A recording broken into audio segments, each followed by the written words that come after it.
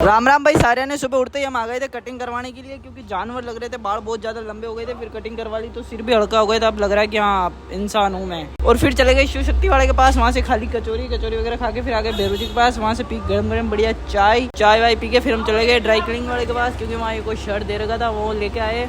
और आज मौसम बढ़िया हो रखा था, फिर छुट्टी भी थी, आज काम तो था नहीं कुछ, तो बढ़िया सो गए। और फिर शाम को उठ के चले गए आलू टिक्किया वगैरह खाने के लिए। फिर वहाँ से आलू टिक्की और पानी पतासी खाई और फिर शाम को निकल पड़े घर की तरफ। और अपनी बाइक के 1% लाइट नहीं है, अंधेरे में चल रहे हैं। बस वो जो रोज आते जाते हैं ना, तो इस वजह से यहाँ पता है कि यहाँ रोड है, उसी हिसाब से चल रहे हैं, लाइट है नहीं। तो मिलते हैं आपसे नेक्स्ट व्लॉग में।